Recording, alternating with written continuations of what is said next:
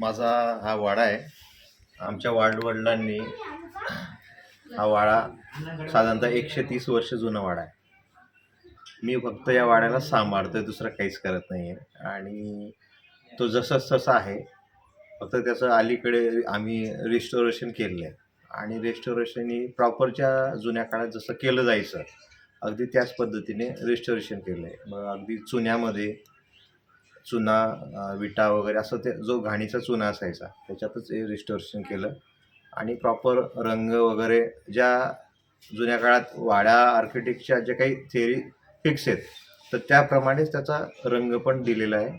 या तुम्हाला अजून काही ज्या अँटिक गोष्टी आहेत आमच्या त्या दाखवतो.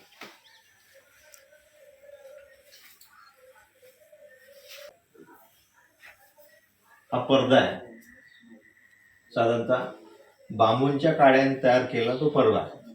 अलीकडेच तो पुण्यातल्या जी बुरुड गल्ली आहे, त्या बुरुड गल्लीमध्ये असे पडदे तयार करून मिळतात. मग मी ही साईज घेतली आणि त्या बुरुड गल्लीतनं हे पडदे तयार करून आणले. या पडद्याची विशेषता अशी आहे, तुम्हाला इथून बाहेरचं दिसेल पण बाहेरून आतलं काही दिसणार नाही.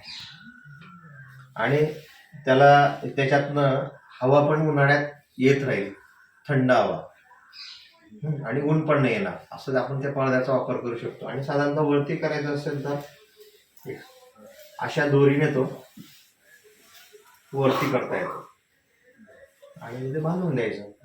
आणि त्यांना पण असा तो खाली आपल्याला सोडता येतो.